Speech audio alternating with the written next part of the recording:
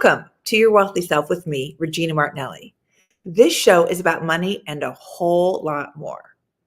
Here we actually focus on you being able to expand your capacity for money, success, abundance, and inner wealth, and for you to have what's most important to you, both inside and out, so you can be your wealthy self. And today is one of those days where we're going to talk about a whole lot more.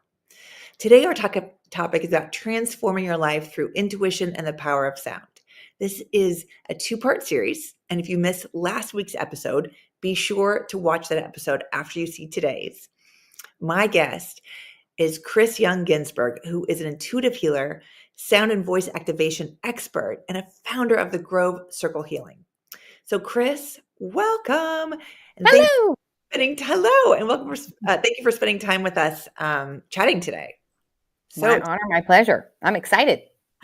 Yes. And we left off, we had to rush to end the episode because of our timing. We were talking about, we were so excited about using the voice as a healing tool. Please, bring us into that thought and share what you were going to say, because it's so important. Yes, totally. So your throat is a vibrational healing tool. And what I mean by that is that think of what humming is. Hum. Just close your mouth and hum. Hum. You feel that vibration in the mouth? That's an actual vibrational healing. Now imagine if you use that hum and you sent it to different areas of your body with intention. Now think about when you, let's say this is your humming, right? Yes. Or rattles. Yeah. Rattles break up energy. This is what they do. Like breaking things up, right? So that's exactly what humming can do, is that you can break up energy. Try this as a little, I don't do homework. I do home play in my world. So a home play exercise is you take that hum, close your eyes. If you want to get sophisticated, you can put a color into it that's healing. Send it to an area of your body, tension, maybe an organ that needs a little extra love. You can send that hum and that color into that vibration, the vibration with the hum, and send it down into the organ or the area. Do that for like 20, 30 seconds and notice what you feel. You might feel some movement. Because what happens when the body has pain, it's considered stagnation. What is stagnation? Energy that's not moving. Think about what happens when you have stagnation and you bring something that's going to move it. It's going to move it out. Mm-hmm. So you are your own healer. You have this right here as a vibrational healing tool. Yeah. What's that? It's portable. And it's free. It's portable. I love it. Yes. Totally. So that's a little exercise for your community that they could try. Okay. Oh, I love it. Thank you. That's so awesome. I was already thinking I want to get back into running. So one of my knees is a little bit tight. So I am going to try that on my knee. Try it. Yeah. Mm-hmm. Mm-hmm. Absolutely. So there's something else that you talk about. You talk about bridging the gap between the spiritual world and the healing arts. Mm-hmm. I would love you to talk a little bit about what that means, because, it's a subject I would love to delve into, but I want to understand it from your context. Totally. Well, I love that you asked this question, and I love this world, because this has been, I would say, like a pain point for me as a human with first of all, starting off as a dancer. Like I wanted to be Madonna when I was a kid. I'm an 80s kid. I was born in the 70s, but Madonna was my thing, and then Gem and the Holograms. I was always like, oh, these great rock star women. So when I was a kid, I loved dancing. I loved performing. That's something that I always wanted to do, but didn't start actually doing it, I would say, until my 20s, like mid to late 20s. And I was doing a lot of that in the beginning, and then loving the arts. Like it was incredible, meeting incredible people, but traveling to incredible places, learning so much. And then when I moved back to California in the early 2000s, I think it was 2002, I started getting the call to do healing on myself. And so then I dove into the world of like psychic energy. I went to a psychic meditation school called the Berkeley Psychic Institute, went there for 2 years, did a clairvoyant program, really started noticing like, oh boy, I got a lot to work on here. So I really dove into that world and went to energy work school for many, many years after that. And so what I found is I was continuing to, go in between the spiritual side, go in between the dancing side. I'm like, these two need to harmonize together because I have such loves for both of them. And so I started merging my performance with healing-esque types of things. So in the, I would say late 2010s-ish, like 2017 time, I created a company called Follow the Trees. And we would do these performances related to stories about the earth, like healing with the earth. I had one of the performers was an actual tree, like he became a tree and had this incredibly beautiful spiritual message about being a tree. And I was like embodying these characters that was about these songs and stories from the earth. And recently I just did a performance, actually last month in San Francisco, called Healing the Witch Wound.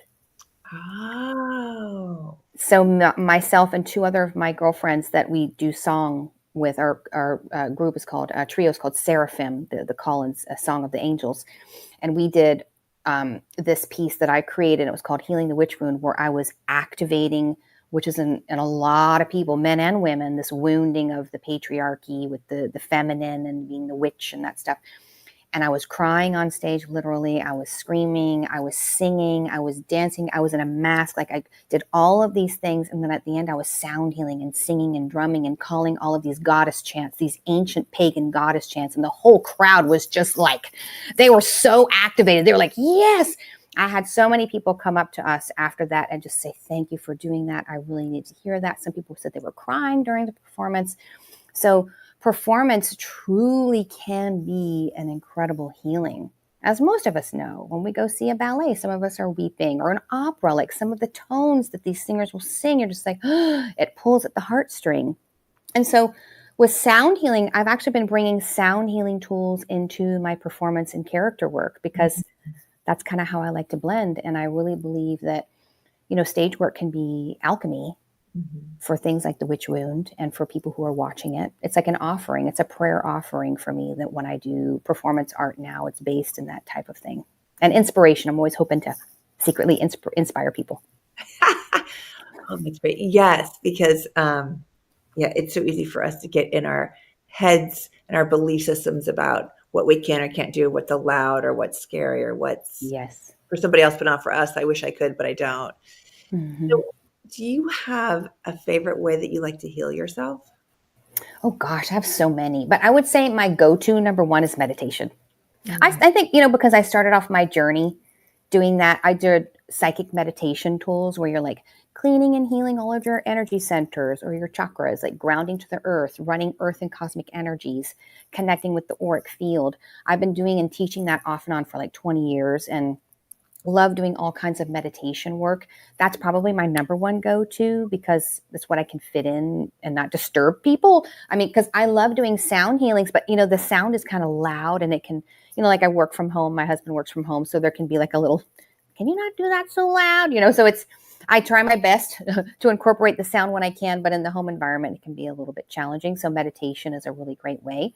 But then also singing and doing the harmonics of the sound with the vibration and the humming is another tool as well. Makes you think. So if you hum, and instead of saying it through your body, if you just did it in your mouth, would that be Yes, healing to your mouth? completely. It's a vibrational healing. And what I like to do is I teach people is to move the sound around in your mouth. So I'll give you an example, and I'll see if you can hear it or see it. So you would cup your mouth imagine that you're catching a ball, or catching a bubble, and then you, and I'm moving my tongue around.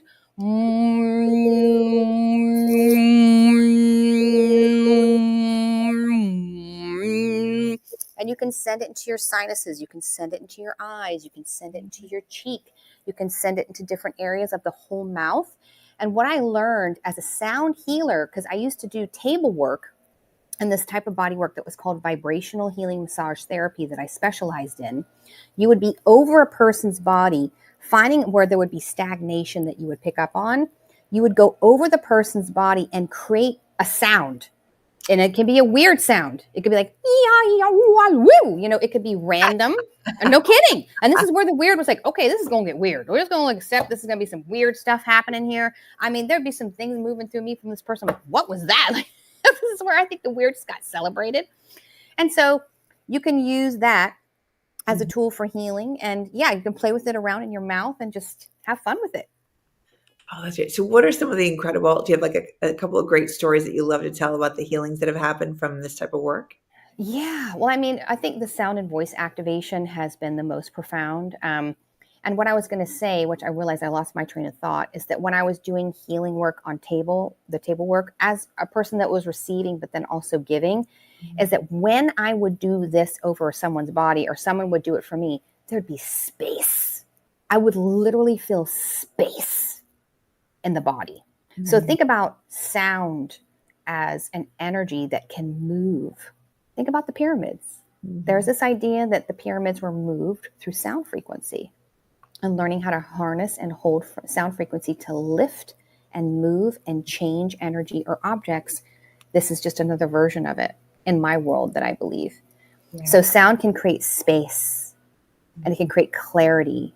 And it's just, yeah, it's a fascinating world. Right, because there are certain sounds or chants that I hear that will move my body or my emotion to like Mm-hmm. tears or joy or chills. And there's other sounds that's like, oh, like if I turn on the radio and there's a song I love, I'm like, oh, and I'll dance, Yes. and it's exciting. And then there's a song, if you're in that mood, you're like, oh, right. Oh, totally. It Or brings a something that will repel you. You're like, right, oof. right. Mm-hmm. And then there's Mm-hmm. like chanting, even if Yes. there's words that I can't follow, but there's this sound or this beat. And that I find is a very different experience for my body than the ones I hear on the radio, whether it's happiness or sadness Yeah. or whatever. Um, it almost feels like a coming home. Mm-hmm. Yes. Well, I was taught years ago that we are intrinsically made of light and sound. So when you hear sound or working with sound healing tools, it's just reminding you of who you are. Yeah. Or when you're in the light of the sun, the reason that it feels so dang good is because it's you. So these are just reminders of who we are intrinsically. And then when we get healing work, we receive energy work. Why so many people find resonance with it is because, again, it's reminding us of who we are, because we come into this dimension, this third dimension of reality, to forget. We forget who we are. Mhm. And the journey is to remember, because that's the exciting part. And That's sometimes it's like, oh my God, what am I doing here again? But then, we're reminded, like, we're here to learn, we're here to grow, we're here to experience and be reminded of our power and who we are. right. So do you also find, because I've heard this chatted about before, Mm-hmm. that you can actually have sound toxification, like you need a detox from sound because it gets into your energetic bodies? Oh yeah. Imagine what, okay. So I used to be an old school raver, like go to raves in the 90s. And I would, hey, that's where the dancer got Of course. activated. I got no shame in the game. Plur, baby. Peace, love, unity, respect. That was the thing back in the rave culture. But we would stand and dance next to the speaker. Mm. Oh my God. I don't know how my ears have survived the many times that I used to dance in the 90s. But, going to those environments and hearing the loud sounds, and then you'd go to sleep, you don't think too much about it. And then you go to sleep and you hear that ringing in your ear, or like, there's different sounds that I fully believe like you can detox from it. And I have a little quick psychic tool that you could try. Oh, please. Yeah, yeah. So I learned this in energy work school. Is so you can take like a little invisible like line of energy. I kind of imagine like one of those things that like you put it into a pipe and you clean it. It's like a pipe cleaner. Like a Yeah. pipe cleaner. Yeah. So you can use whatever colors that you want, and imagine just going like this inside of your ears, Oh, yeah. and that the pipe cleaner has an absorption to it like a sponge, and it's going to sponge anything in there that's no longer serving your ears. And if you do that a few times, you can notice a difference. Or you can send that hum up there. Yes, the hum, or do Yeah. both. Yeah, totally. Mm-hmm. So if you have been in this long life, probably like myself, where there's been an Mm-hmm. inertia about, not being as in touch with these wonderful tools or knowing about these tools, how do you suggest we kind of get started with whether it's with our intuition, our deep knowing, our Mm-hmm. connecting, our physical, our spiritual, and healing ourselves through sound? Yeah. Well, first of all, they're drawn to you Yeah. and this talk. Seriously, Yeah. it's pay attention to what you're drawn to. Mm. There's no mistake in that. Pay attention to what's catching your eye, catching your heart, Mm. catching your inspiration, or maybe you have a dream about, or, you something that you've always wanted to do, or, you're just in a time in your life where you're having a really hard time and you're like, I really just need to work through this thing. And then just go on Google or, whatever search engine and just search a general title, self-healing or whatever, and look what comes up. And, they could work with you. They could work with me. I mean, just really paying attention to where you're drawn, who you're drawn to, because I believe that whoever you're drawn to is for a reason. There's some kind of resonance there. Like, say, for instance, if they were drawn to me in my work, there's something that I have been through in my life experience that I could offer them as a healing alchemy, something that I can offer. So again, pay attention to where you're led and to trust where you're led. And then just for the people that are, that might even be struggling with trying to figure out what that is, like, the struggle is part of the empowerment. Because if you have a large amount of struggle in you, guess what? You must be pretty powerful to have that kind of struggle inside. So be reminded of how powerful you are, and that we were gifted with this free will choice.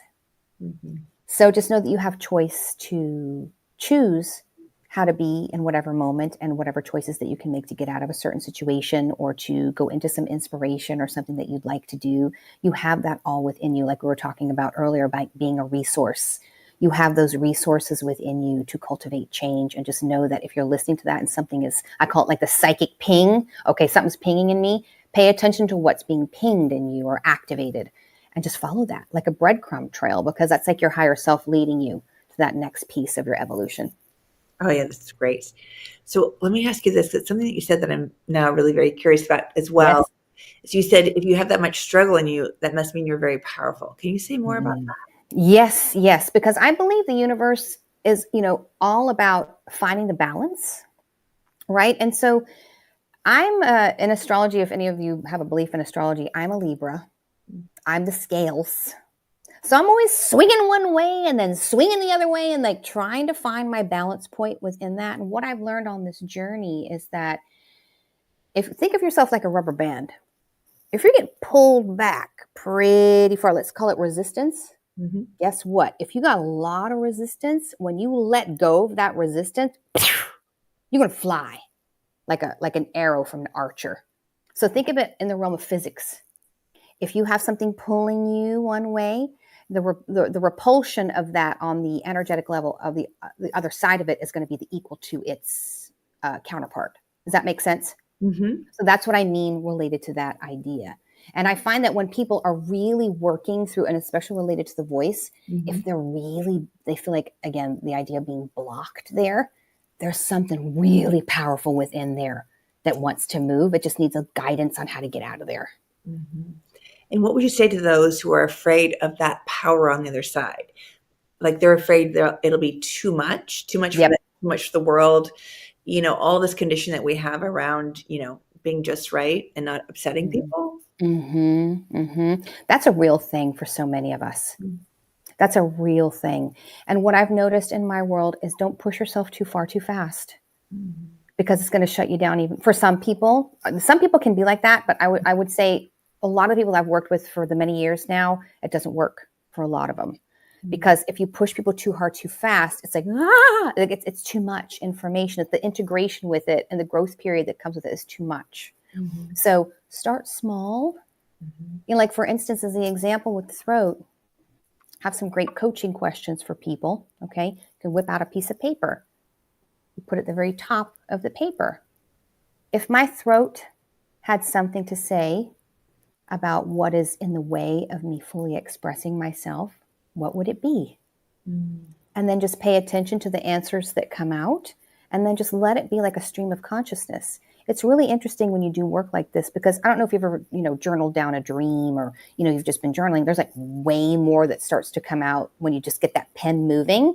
That can be a gentle exercise to slowly get in touch with and open, like, and as an example, like the throat, or like gentle humming, like just bringing your awareness there, breathing, doing a gentle hum, starting out small. Notice what happens. Ooh, that was really hard for me. Why? Why was it hard? Write about it. Get curious. I'm finding being curious around what's in the way is also like a gentleness that comes in. It's like, why are you being like this? It's more like, I'm just really curious. Like, what is this about? It's like curiosity has like a lightness to it, more like a playfulness to it. Mm-hmm. So again, inviting in more play, more gentleness, and taking it slow. Oh, that's great. That's so great. And I love that with the playfulness. And Yes. also, there's a place about trusting that the pace will come. Mm-hmm. And sometimes when we get in that fear of like, oh my God, it's going to be too much. Yeah. I always like to have people ask, whose fear is that? Yes. Really your fear, or is that somebody else's fear who projected that on you as a child? Like, oh, you're being too loud, you're being too precocious, or whatever it is, right? Like, whose fear is that? Someone else who can't handle the noise when you were at a certain stage in your life. Totally. And separating from that. Disidentifying with it. Yeah. Usually it's an authority figure, and then we took that as the truth, and we took it as part of who we are and how we are. It isn't the truth of who we are. And there, in your expression, when it comes out, it's going to be what it needs to be. And sometimes it needs to be a little bit louder because that floodgates open and the relief. Yeah, I had this one girl in the very beginning when I first started doing the sound and voice classes. We were drumming, we were like shamanic drumming, and she has Native American in her bloodline. And I'm just getting chills talking about this. I almost want to cry. It was so powerful. She got up and was like going around the circle, dancing like a Native person, and just like, like, and it was not harmonic, but it was, you could tell like there was something pushing through her. And she had this mega breakthrough, and she went right in, because we sit in a circle.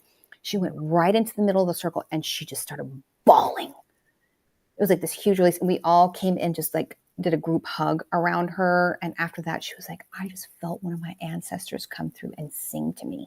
Oh, it was so powerful. And that was like one of the first classes I did. I'm like, oh my God, like it's going to be like this. This is awesome. Like I was like, oh boy, this is going to be good. I live for stuff like that, just to see the magic of, like, we actually saw her. We were all looking at each other drumming, going like, oh my God, like this is crazy. And she was just in her moment, her eyes closed. And we could tell it was a Native singing through her, and she just bawled. And I'm like, and just the release for her. And she's been a frequent flyer in this class. And just to see, she's super confident, very out there with her voice. And like, just to see what this has given her is just, it's incredible. That's awesome. That is so awesome. I know. All right, Chris, but we're going to wrap up, and I want to ask you one last question. Yes. How do you create your wealthy self for you in your life? Love this question. So to me, wealth is fully embodied, mentally, emotionally, spiritually, in your community, noticing where you have abundance already, and that it comes in many forms. And that, to know, going into again about the resources, like money is a resource for me. Resources are everywhere. Your body, your voice, your gifts to the world, your community. So if you feel really connected to these other bodies of what your resources are, your potential is, that's where I really believe the wealth is. And the money comes because of that. And you always have what you need when you need it. That's what I've noticed in my life. Like, I don't have millions of dollars in the bank account, but I'm millions of dollars in community and evolution as a spirit and resourcefulness with all of these things that I can access around me. So yeah, I'm kind of like a millionaire in the energetic realm. That's awesome. And thank you, Chris, for all you're doing and helping to heal and transform and empower individuals for a more creative, whole, fulfilling life. Absolutely. My honor, my pleasure. Thank you, Regina. Of course, it is so needed in the world, and more people that can provide these tools and coaching like you do, the more peace on earth we can have. And that is what my passion is. Want to find Chris, please go to grovecirclehealing.com and make sure that you tune in next week as we start to delve into when money becomes your parent. It's a series I'm going to be doing, and how we project onto money what we didn't get as children, and which causes struggle, stress, and pain unconsciously. If you've gotten anything from today's show, please share this. There's already enough stress and fear in the world. Your sharing this helps create more joy for everyone and for yourself as well. You are a beautiful and precious being just the way you are. You are enough, and your worth is immeasurable and immense. No amount of money can add to it or take away from it. Here's to you creating your wealthy self.